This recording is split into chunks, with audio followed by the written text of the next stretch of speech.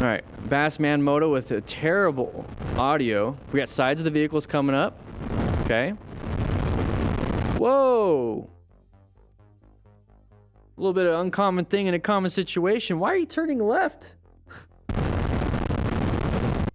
I mean, I get it. They're going to go into this. They're going to go into this right here. I get that. But, interesting. Good job with this rider recognizing a dumb hazardous situation and moving on. Oh my gosh. They do them. Whatever. Purple rider. Okay. We have a side of the vehicle coming from the right. There it is. Whoa. So it's not just vehicles not seeing motorcyclists. It's just vehicles not paying attention. So it's the driver. Just inattentional blindness. So when you see something like this, when it comes to another vehicle, just be thankful that it didn't happen to you. It's a great learning lesson. Moving on.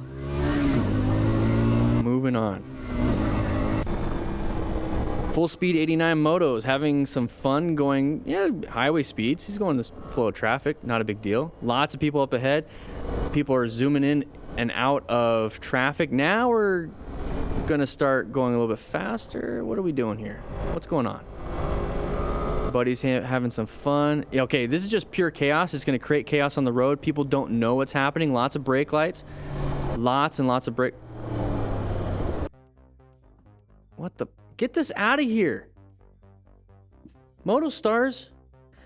What is up, everybody? We're going to be jumping into this right now. Let's go ahead and take a look at this. Road rage with a pigeon. Hey, he's got a quad lock on. Whoa. He's got a quad lock. Kind of blocking. He's got a red tab on it. Matches his bike. Very nice, very nice. Now, imagine that pigeon hitting you right in the face. Okay, so think about that. You know, Fabio got hit in the face a long time ago. It kind of messed up his career just for a little bit when he was on that roller coaster. Man, I just dated myself. But yeah, imagine getting hit in the face going 53 miles per hour. Okay, so even if it's just like a tiny pebble that hurts, this is why you wear a full face helmet. It's still going to knock your head back, but hopefully it doesn't knock your hands and cause you to crash. So thankfully it did hit the fender, but man, just imagine this little beak, you know, wherever the head is, right into your cheek, right into your eye, especially if you're wearing a helmet. Wear your gear, guys. All right, new rider, new bike, first ride ever, crash. All right, turns to the right. Okay, slow it down. A little too fast. Hey, ooh, found an escape, though. Didn't hit the tree. That's a good thing. Kept the bike upright. I think it was more off-road, not a crash. You know what I mean? A little bit more off-road. Left and right. I mean, if you consider crashing into the brush is the thing, yeah. Yeah, maybe it's a crash. But let's take a look at this. Like, how do we prevent something like this? So you definitely want to slow it down before a turn like this. So I would say about, 15 miles an hour-ish. The main thing here is actually turning.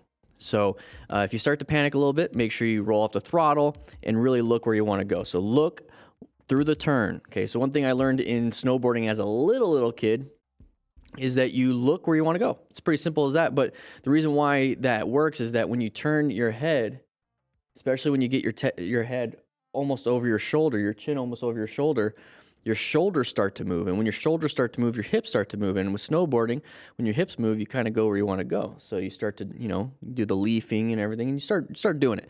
So same thing with motorcycles. When you're having your hands on the handlebars, you look where you want to go, you start to turn.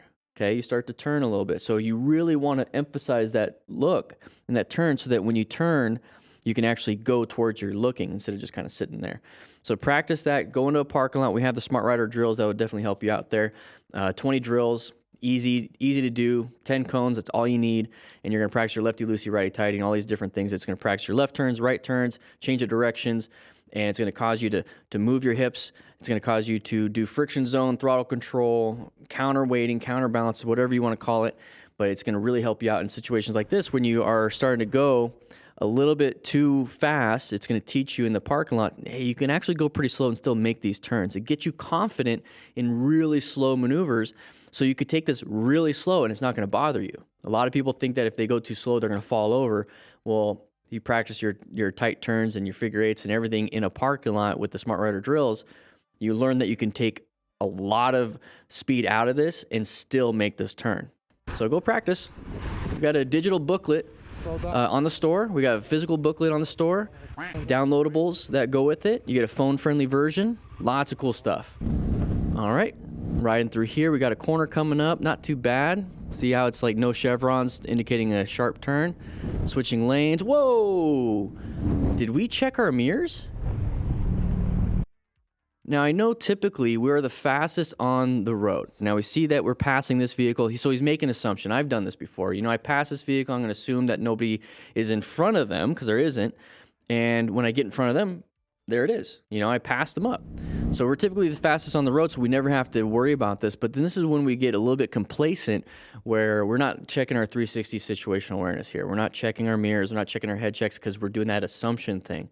I still practice it. So I know that I pass this person. I know for a fact that I'm faster than when I get in front of them, there's nobody there. And if anybody wants to come up behind me, they're going to have to go faster. So I'm already doing that assumption, but you don't practice bad habits. So it's like I'm doing that and I just switch over. No. The good habit, even if there's a vehicle there or not, is to check, go, and then do it again. Okay, so you're going to check over your shoulder, check your mirrors, do an indicator, and then switch over.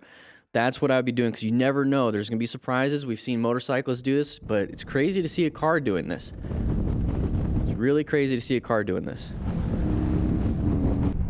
It surprised them. You can see it in the shadow. Anyways, let's go ahead and move on to this one. Okay, left turner, hands on the handlebars. You guys all give me crap for that. All right, let's take a look at this one. We're coming up to an intersection. We should be automatic orange stage, prepped and ready. We are paying attention to the fact that we have lights up here. That's going to tell us, hey, we have to really focus, cover our brakes, find escape paths. Remember, we're planning our ride, making sure that we are doing everything possible, position for safety, locating hazards, assessing relevant threats, and navigating active ones. So we see a left turner. You start to see him starting to switch over a little bit. And if you don't know what that looks like, it's this right here. Okay, so he's starting to switch. He's starting to turn this way. Okay, you start seeing the tires turn a little bit. It's like, oh, okay, and then he's not slowing down. Okay, right here, already path of travel. So you hear the engine braking, so he's rolling off the throttle right now. It's going to reduce power to the rear wheel, which is going to cause it to slow it down. So he's actually slowing down, but it's not going to be using his brakes. Okay, so you still want to be covering your brakes. You still want to be doing whatever it is that you can do. Maybe look for an escape path to the left, to the right. Maybe do a total stop. Everything that you might need to do, but he's rolling off the throttle. He's clapping it out. Now we don't have the person in our lane. Hey, we're pretty good. It kind of self-corrected. Everything's pretty easy at this point. But be very careful around intersections. Keep your hands on the handlebars because we did have a line of sight issue when this vehicle passed. You don't know if there's another vehicle behind this vehicle. You can't see. Line of sight, he's blocking it. So now there's nobody there. So he's clapping, but yeah, now there's nobody there. Okay. Not a big deal, but I'm always paying attention until I'm outside of the intersection. So when I'm right here, I'm back into yellow stage. And then I go back into orange stage, back to yellow stage, back to orange stage, depending on what it is. All right, Satan's R1. My navy, bro. Oh! Imagine having to pull over and check your nav. Gravel, man. Yeah, gravel. So gravel is definitely going to be a factor in this situation. So we're going at a pretty high rate of speed. It looks like we're on, let's say 45, 55. There's an intersection coming up. So we're not going like highway speeds. There's no intersections on highways, just merging. But we're coming up to here. We're going to go off on the shoulder. Definitely lots of gravel. You can see the construction. Lots of indicators that, it's not going to be the best area. And then you can just kind of tell that there's gravel here. So he's going to pull over for, a good reason. He's going to check his navigation. And this is exactly why I like to have my phone on the handlebars. We use quad lock here. There's a link in the description for quad lock. And the reason why I use quad lock on my handlebars is for this. I have my GPS. It's right there. Even if it's not playing sound, saying I got to turn right, turn left, or whatever it is, I can see the turns. It's a lot like, a mini map. It's like a mini map on a video game. I absolutely love it. That's all I use it for. I know where I'm going, but I'm going to do a quick check. So grab yourself a quad lock. That's why I use it. But if we're going to come up to here, My navy, bro. so we're applying a lot of rear brake. So what we should be doing is slowing down and coasting, but we don't have enough room really on this shoulder. So if honestly, I would turn off right here at this intersection and turn off and find a better spot. But overall, it's a bad situation. It turns into a high side and he falls down. And this is why we have gear. You want to protect your hands, shoulders, elbows, knees, feet, head, because he did fall down. And that's such a beautiful bike. That's a shame. That's a shame. But gravel is going to be something that can get you. Always pay attention. Always pay attention. Don't slam the brakes when you're getting onto gravel, basically.